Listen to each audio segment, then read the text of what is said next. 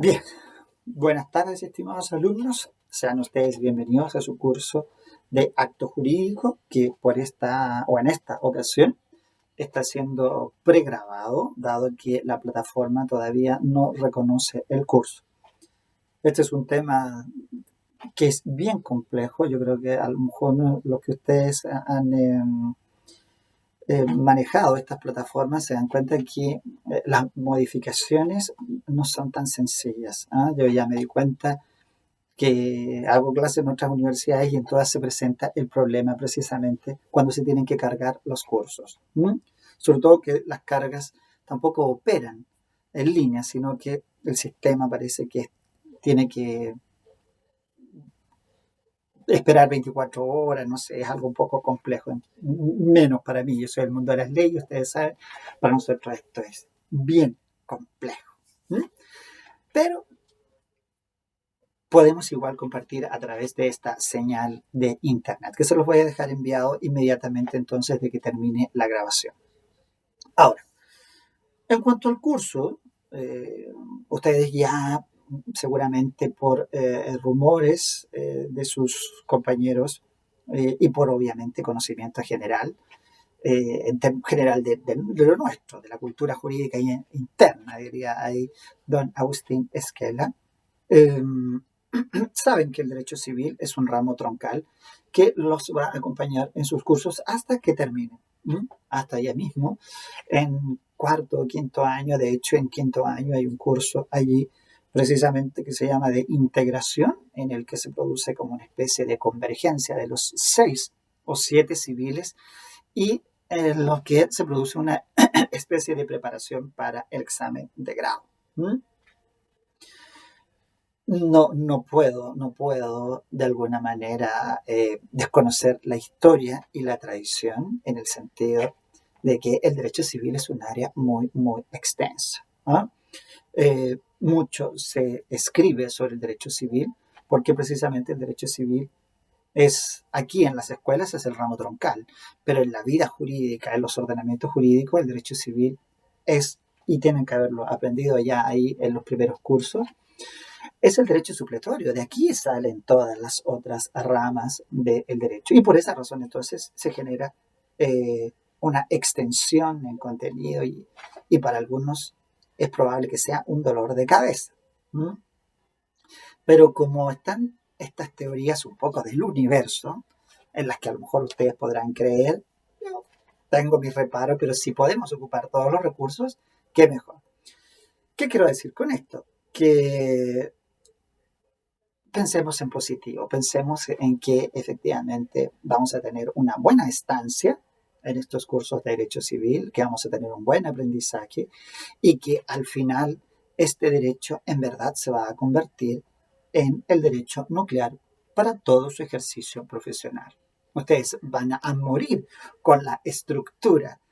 Cuando tengan 90 o 100 años, van a morir con la estructura de precisamente el derecho civil, con sus principios, con sus reglas, con sus procedimientos, con sus instituciones que todo lo inunden, todo lo invaden. Para algunos con mucho desazón y para otros simplemente aceptando que el derecho es un contenido íntegro. Fíjense, ya no usé la expresión derecho civil, sino que el derecho. El derecho es un todo, es todo el ordenamiento. Se acostumbra a dividir para hacer una mejor comprensión. Por lo tanto, si alguien tuviera que decir la división de las ramas o la especialización, es necesariamente una razón de orden pedagógico, una mejor comprensión del derecho, como en todo por lo demás. Por eso la medicina se divide, y por eso la construcción se divide, y la auditoría se divide, y todos los oficios se especializan. Por ahí hay tendencias que critican la especialización, pero no es el momento. No es el momento para lo que lo disfrutamos. Ya llegará su momento en la filosofía seguramente. Pero bueno, dicho esto, me dice la profesora que intente entrar, pero lo veo difícil porque si yo ahora interrumpo la grabación se corta el video. ¿Ya? Así que voy a seguir por este instante en este canal. Bueno, el punto señoritas y señoritos, futuras abogadas y futuros abogados. Vamos entonces delineando algunos aspectos de este curso. Ustedes están en una modalidad que es la modalidad del Advanced, que es una modalidad un poquito más comprimida, y eso a mí me obliga a hacer una especie como de rediseño del contenido propio de este curso. El contenido del curso es muy simplificado, es muy simplificado. De hecho, nosotros nos esforzamos en ver prácticamente 4 grandes temas, y eso es todo. Pero son temas obviamente extensos. Si uno ve, por ejemplo, los libros, a veces un puro tema es un todo, ¿cierto? Por ahí uno habla de las obligaciones, habla de la voluntad. ¿Ah? Bueno, aquí este núcleo está detrás del pizarrón, el núcleo civil, todo esto es esta área de acá. Entonces, no resulta fácil comprimirlo, pero se puede, se puede, se puede. Sin embargo, eso requiere una gran colaboración también del alumno para que efectivamente siga la dinámica del profesor, ¿ya? Así que a seguirme como un, ¿cómo se diría? ¿Cómo le llaman ahí hoy día en el mundo de las redes sociales cuando siguen a alguien? Entonces aquí es exactamente lo mismo. Si ustedes, no digo que me sigan en la red social, no tengo red social. Hay videos míos, eso sí, de algunos cursos de Derecho Civil en otra escuela. Pero lo que digo es seguir el ritmo del profesor. Eso es lo que hay que tener presente como primera cosa. Luego, entender que efectivamente cuando nosotros estamos hablando de digamos, un rediseño del currículum, en este caso del derecho civil propiamente tal, y en este caso del acto jurídico, hay elementos que yo fuerzo mediante una insistencia en cuanto a permanecer, por ejemplo, en el tópico que estoy tratando, y en otros casos digo, bueno, esto pueden irlo avanzando más fácilmente. Entonces, esos pequeños tips que yo envío son tips que ustedes tienen que seguir a la hora de ir estudiando, ¿no? Entonces, ¿cómo lo vamos a hacer? ¿Cómo lo vamos a hacer? Primero, tener un manual. Siempre es bueno tener un manual. Yo, en lo personal, por una razón de, digamos, de precisión de contenido, siempre prefiero que sea el que apoye la clase un manual y no un apuntes. Los manuales, y los defiendo en ese sentido, han pasado por un comité editorial. Por lo tanto, contienen los elementos que el conjunto de abogados ha entendido que debe ser necesario de saber. Porque cuando uno elige un apunte personal, como si dijera, mire, este es mi apunte, lo más probable es que ese apunte tenga ciertas inclinaciones del profesor. Énfasis en una cosa, énfasis en otra, excesivo desarrollo en algunos temas. Incluso algunos profesores tienden a llamar apuntes algo que son verdaderos tratados, que son muy completos. Oye, y aquí siempre un buen mensaje para mi amigo Juan Andrés Orrego, que muchos utilizan sus apuntes. Yo no tengo ningún inconveniente en que los use. Son muy buenos, pero no son apuntes. Son tratados de derecho civil. ¿Por qué? Porque Juan Andrés ha hecho un trabajo muy acucioso. Ahí tiene jurisprudencia, opinión personal, análisis de fallo. Entonces, claro, si se quiere estudiar por allí, hay que hacerlo con mucha responsabilidad y con mucho tiempo para ir siguiendo perfectamente esto. Y se puede. Si uno se disciplina, se puede. Si no, escojan un manual. Yo, dadas las tendencias actuales, me gusta el manual de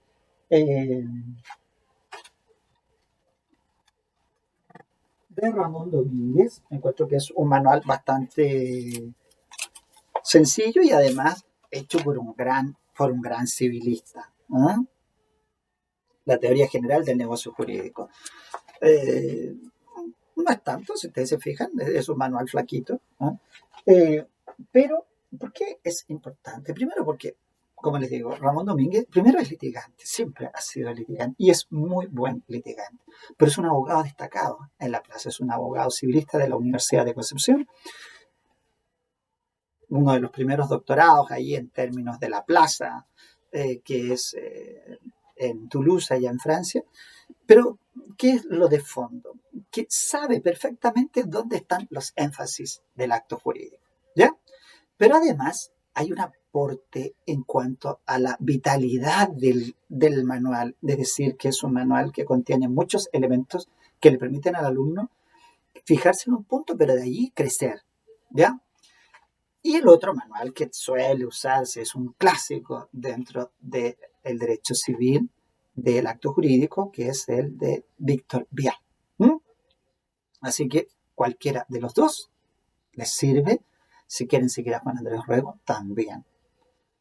Pero aquí yo siempre digo, lo que tienen que ser es fiel. ¿Ah? La fidelidad, yo eso lo defiendo. Pero solo lo defiendo con los manuales. ¿Ah? El resto de la literatura es libre. Yo me encuentro simultáneamente en estos minutos leyendo 4 libros. ¿Ah? Soy infiel. Leo uno un rato, después otro, qué sé yo. ¿Ah?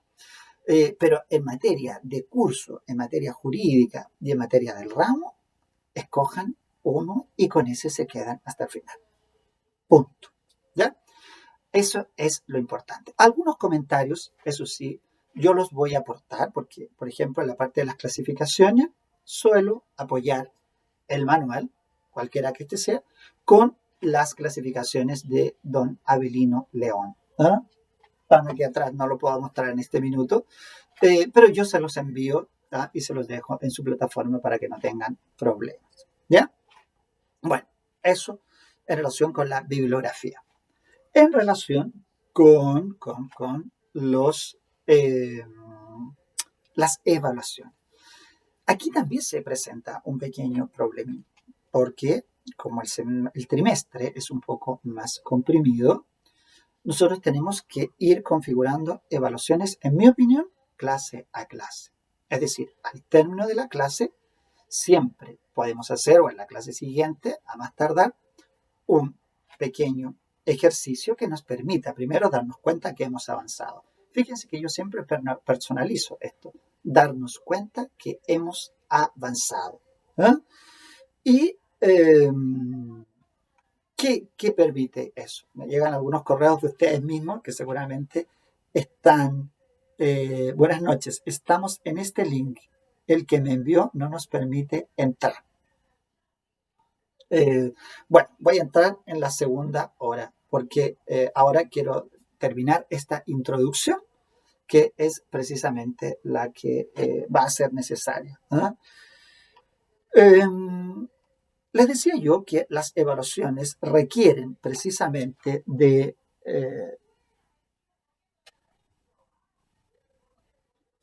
requieren que vayamos un poquitito más comprimidos, ¿ya? Entonces vamos a ir haciendo una especie siempre o un taller o un ejercicio y eso lo vamos a ir evaluando en la clase o en la clase siguiente como lo vayamos planificando. Pero siempre, ¿por qué? Siempre va a tener que existir una evaluación del tópico visto para no concentrar, por decirlo así, en el examen todo el peso de la comprensión de la asignatura, porque eso es un peligro.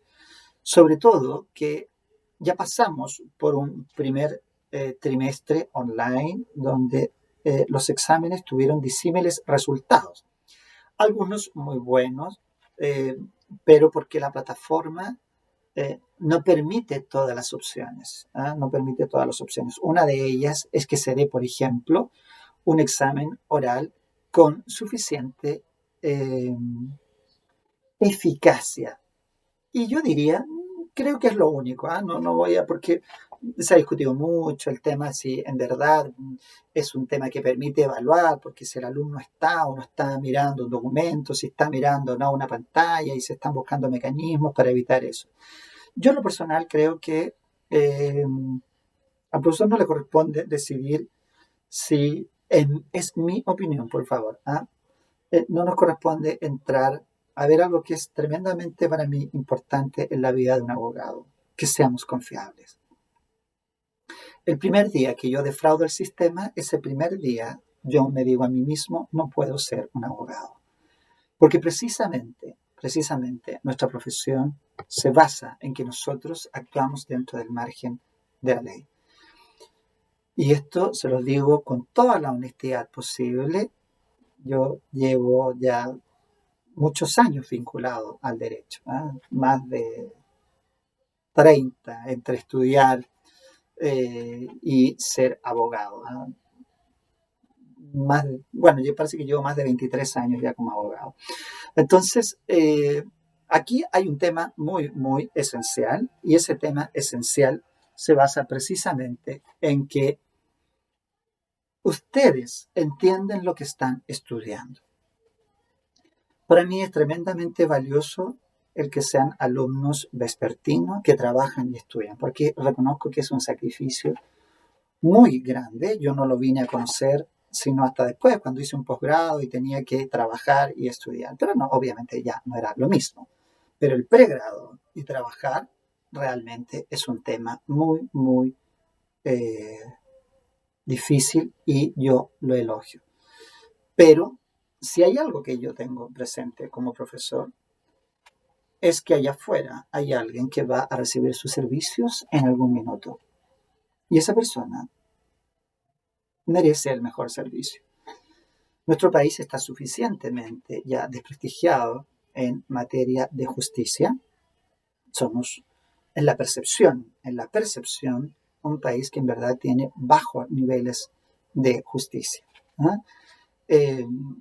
Comparativamente, incluso podríamos encontrarnos con países que tienen una mejor recepción en su poder judicial respecto de lo que piensa la población. El nuestro tiene una baja percepción, y dentro de Chile tiene además una baja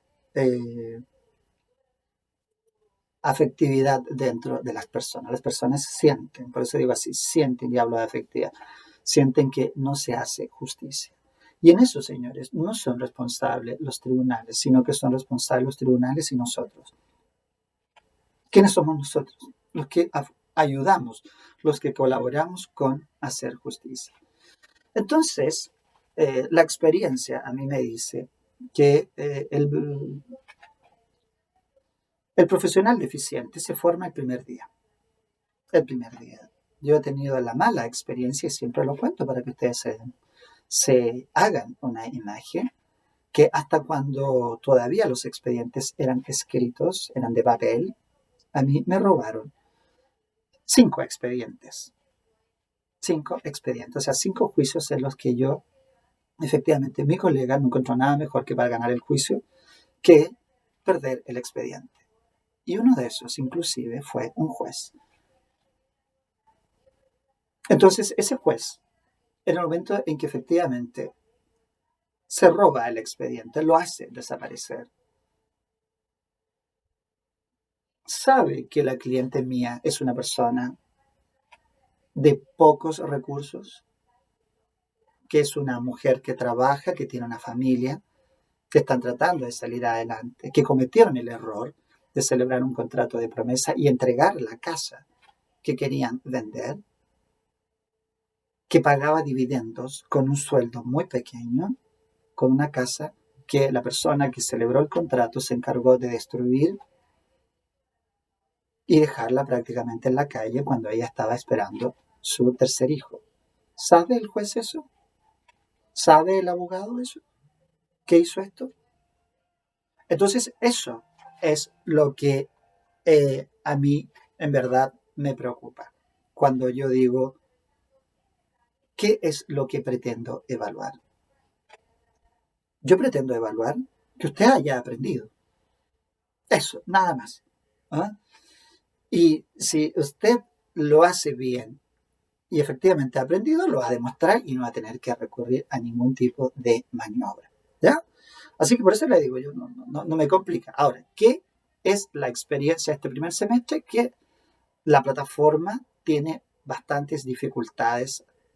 A lo mejor no por la plataforma, sino porque las señales no son buenas. ¿ah? Muchos alumnos tienen señales a lo mejor por la distancia que tienen, a veces bajas, a veces débiles, se cortan. Entonces, bueno, eso tiene un gran problema. Ahora, por esa razón, yo digo, no debemos de concentrar en el, no debemos de concentrar en el examen todo el peso del aprendizaje, porque se corre el riesgo que ese día el alumno, a lo mejor por buena fortuna, le toque una pregunta simple, la pueda contestar y apruebe. ¿Y qué pasó con todo lo demás? ¿Ven? Entonces, eso no es tan conveniente. Si el alumno va aprendiendo pausadamente, en términos de cronología, ¿ah? Va creciendo ese conocimiento, bueno, no va a tener ningún problema. Entonces, es mejor ir evaluando con cierta frecuencia. Bien, bueno, eso en ese aspecto. Bien, ahora, ¿qué otros aspectos? Bueno, creo que ahí los aspectos medulares están porque está la bibliografía, está el sistema de evaluación, las evaluaciones pueden ser talleres, pueden ser trabajos, pueden ser una serie de cosas que se pueden, preguntas de desarrollo, preguntas de alternativa. Está la bibliografía, están los talleres, está la evaluación. Veamos ahora el contenido. El contenido de la teoría del acto jurídico es bastante simple. Como nunca se llenó de correos hoy día, todo el mundo está desesperado tratando de ir, pero bueno, dejemos una cosa bien hecha y después comenzamos con la otra. El núcleo, ¿ah? de lo que vamos a estudiar nosotros es el núcleo de todo el sistema jurídico. Cuando nosotros hablamos del acto jurídico, estamos hablando como en biología se habla de la célula y en física se habla del átomo. Así que si ustedes efectivamente conocieron esas ramas en el colegio y saben que la unidad básica de la materia es el átomo y la unidad básica de todo organismo vivo es una célula, pues sepan que la unidad básica de todo sistema jurídico se basa en un acto jurídico. Entonces, eso es lo que debemos estudiar aquí. La biología de este ordenamiento jurídico y que se basa, yo lo hago ahora incluso como los símbolos químicos, ¿no? Entonces digo, ¿ven? Así como se figuran estas cosas químicas y pongo en cada extremo un elemento del acto jurídico que debemos de estudiar. Entonces, el primero de ellos es la voluntad. ¿Eh? Claramente, sin voluntad no hay acto jurídico. Es el motor de arranque y por eso incluso hay muchas filosofías del derecho, o corrientes filosóficas del derecho, que ven en la voluntariedad del acto el surgimiento, en verdad, del derecho, diría yo, más contemporáneo, el derecho moderno. Es decir, dejando un poco atrás ese derecho que surgía de elementos a lo mejor mágicos como un rayo y el rayo que cae en la tierra y entonces Dios me está castigando y tengo una pena, o tengo abundante lluvia como esta semana y doy gracias a Dios porque Dios me ha premiado con este privilegio del agua. Entonces asocio a esa voluntad divina mis hechos terrenos. Bueno, la voluntad ya mediados al finales de la Edad Media, ¿ya? Por influencia del cristianismo, parece que el ser humano sí tiene una voluntad y resulta que esa voluntad también es poderosa. Puede crear, puede formar un acto. Entonces, dejémoslo como primer elemento. Lo que yo quiero puede en algún minuto transformarse en un acto jurídico. Pero esa voluntad tiene que tener un elemento fundamental, que la emita aquel que en verdad puede determinar destinos, puede cambiar formas, tiene esa libertad suficiente, esa comprensión necesaria para celebrar actos.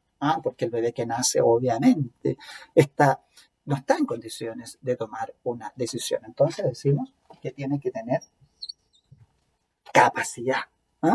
Tiene que tener este individuo capacidad ahí. Si tiene la capacidad, tiene un segundo elemento que ya nos sirve para efectivamente formar acto jurídico. Pero el acto jurídico, uno dice que persigue un fin, persigue un fin y ese fin incluso está motivado, ¿no? Pero la estructura de nuestro código partió un poquito de manera distinta. Pongamos primero lo que vamos a establecer y después coloquémoslo por qué lo queremos, ¿no? Y entonces ahí está el objeto. El objeto del acto. Todos los actos generan un objeto. El objeto que podamos ver, hay una complicación. Pero el objeto de qué es José Luis? El objeto del acto, el objeto de la obligación, el objeto de la prestación. Fíjense, términos nuevos a los que ustedes se van acostumbrando. ¿Ah? ¿Hay un objeto en el acto? Sí. Generar una obligación. Perfecto. Y ustedes incluso van a salir del lenguaje común porque han escuchado muchas veces las obligaciones. A los niños se les dice, tú tienes que cumplir con tus obligaciones, con sus deberes, decían antes los más viejitos, ¿cierto? Bueno, esas obligaciones, cuando entran al derecho, tienen un concepto mucho más amplio. Es una relación jurídica. Hay un acreedor y un deudor. Uno siempre siente o piensa que la obligación es solo del deudor, pero el acreedor está comprendido en esa obligación. ¿Por qué? Porque él es el acreedor de ese deudor. La deuda por sí misma, por regla general, no existe. Podemos ver ahí cuando lleguen a tercer año que existen ciertas circunstancias que pueden generar una obligación sin acreedor. Pero bueno, no nos entremos en ese terreno. Y finalmente, lo decía yo, la razón que nos lleva al acto jurídico, el motivo que nos induce a celebrar el acto jurídico. ¿Por qué celebramos las cosas? ¿Por qué decidí estudiar? ¿Por qué me compro una casa? ¿Ah? ¿Por qué compro el pan? ¿Por qué voy y saco fotocopias? La razón de ser de los actos. Las personas no vamos por el mundo de manera inercial, diríamos, por allí. ¿Dónde está? Ahí. ¿Sí? Por ahí. O por ahí. ¿Ah? El mundo feliz. ¿Ah? Un mundo feliz de Aldous Huxley, donde las personas efectivamente eran clasificadas solo a ciertas, solo por ciertos rangos griegos, los alfa, ¿ah?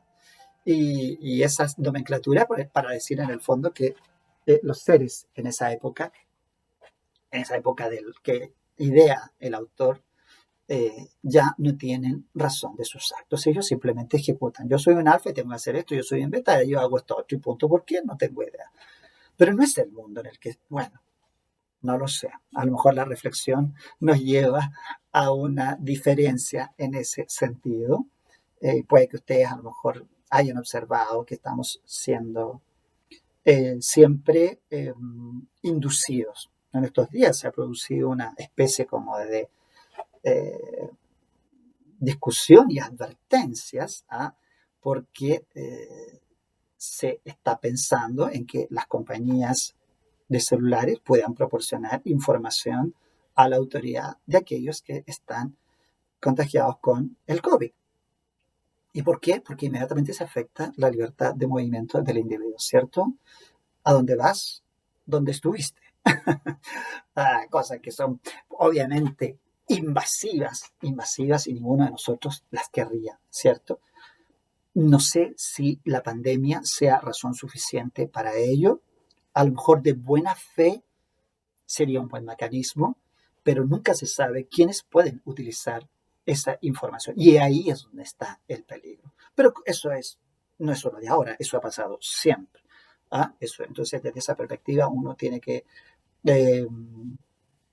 evaluar las cosas con sus pros y con sus contras. Bueno, la razón que nos lleva a los actos, nosotros le llamamos causa. Y así, fíjense, ven, tenemos el núcleo de un acto jurídico. Y eso es lo que nosotros vamos a estudiar. Por eso yo les digo, esto es muy sencillo, es muy simple. Estos elementos son los que nosotros estudiamos. Y toda la literatura que se genera alrededor de ellos, obviamente, ¿no? Así como yo tengo la capacidad de irles explicando esto, ¿no? De la manera a lo mejor la más sencilla que sea posible, bueno, todos los autores han ido explicando cada uno de estos puntos. ¿Ya? Ahora, dicho esto, se presenta entonces la necesidad de irlos dividiendo y ahí es donde se va extendiendo el contenido. Ahora, no es- dijimos que pasamos por un primer semestre, un primer trimestre, donde hubo ciertos ajustes. Entonces ahora la idea es que esos ajustes ya están producidos y ustedes tengan un mejor desempeño. Pero la verdad sea dicha que el acto jurídico, históricamente, en todas las universidades, tiene una reprobación muy alta. ¿Y saben por qué? Porque a estas alturas uno ya lo puede rápidamente diagnosticarlo. Es porque el alumno entra muy inmaduro a la clase de Derecho Civil. Y aquí ustedes siempre tienen que tener presente algo que yo se lo digo a todos mis cursos. El único viejo aquí soy yo. ¿Mm? Así que si tengo un alumno de 70 o de 80 años en mi clase, no piense que él es la persona mayor. Aquí el único viejo de la clase soy yo. Porque soy el único que está vinculado los 32 años al estudio del derecho. Ustedes están partiendo, están recién estudiando. Pueden venir de una práctica. A lo mejor alguno de ustedes trabaja en una notaría o trabajó en un tribunal. Eso es experiencia, que es una parte del conocimiento. La otra es esta que está aquí, que es la que hace que las tendencias y los juicios se muevan en uno u otro sentido. ¿Mm? Así que, sí, ahí me dice que hubo un problema con el enlace. ¿Ves? Y yo prefiero, al menos hasta que esto se arregle, prefiero dejar esta clase debidamente grabada y así va a ser una clase más continua y sin tantos altercados. ¿Mm? Bien, bueno, entonces, recapitulando las ideas, porque me distrae tanto correo que entra. Esto es lo que nosotros tenemos que ver. Y por eso les digo, tienen que estudiarlo bien, tienen que concentrarse en esta idea básica y tienen que responder a estos objetivos. Que es en el fondo, yendo a ese plano de la clase, que ustedes al final de este curso, pensemos en el objetivo pedagógico que tiene el curso y el objetivo académico, es que ustedes tienen que ser capaces de describir este mismo cuadro en todos sus elementos. Fíjense el verbo que yo utilizo, describir. Por tanto, la descripción no solo es que yo diga el acto jurídico tiene voluntad, capacidad, objeto, causa. En la descripción yo hago precisamente una narración del fenómeno y digo, se trata de un acto jurídico que tiene un elemento inicial que es la voluntad, pero debiendo tener cuidado, profesor, de que esa voluntad deba ser siempre libre y espontánea, porque existen situaciones en las que no es libre y espontánea y en ese caso se dan los vicios. Y usted habrá estudiado los vicios. Y luego analizaremos la capacidad y me dirá por qué la capacidad efectivamente es un elemento del acto, así como el objeto y la causa. Entonces, si el objetivo de describir está logrado, al final del curso tendría que aprobar. Hay objetivos de orden también pedagógicos y otros de objetivos incluso de orden profesional. Yo podría decir, al final del curso, el alumno es capaz de resolver acerca de la validez o de la nulidad de un acto. ¿Por qué? Porque conoce su estructura. Entonces, si se le presenta un problema y alguien dice, ¿sabe qué? Hay un problema. ¿Por qué? Porque el niño tenía 17 años. Entonces el alumno inmediatamente, hay un problema de nulidad. ¿Por qué va a decir la otra gente? Si él fue, entregó su computador, se juntó con un niño en el metro, aquí le vendía. Sí, pero el problema es que había falta de capacidad. ¿Ven? Entonces usted es capaz de reconocer el problema. Si puede dar una solución, mucho mejor aún. ¿Mm? Y finalmente están los objetivos pedagógicos. Los objetivos pedagógicos se refieren a conductas que usted tiene que desarrollar durante el curso, ciertas habilidades que tiene que ganar. Por ejemplo, la habilidad de analizar, de construir un paralelo, ¿ah? De reconocer, por ejemplo, situaciones reales, situaciones ficticias, en fin, una serie de habilidades que se van generando. Todos esos objetivos los tenemos que cumplir al final de nuestro trimestre. Bien, bueno, Dicho esto que en el fondo es el análisis del contenido, bueno, nos corresponde entonces entrar al análisis de cómo llegamos a esta noción, la noción del acto jurídico. Bien, pero eso lo vemos en el próximo video. Ahora les voy a dejar subido esto y acto seguido les dejo subido el otro. Bien.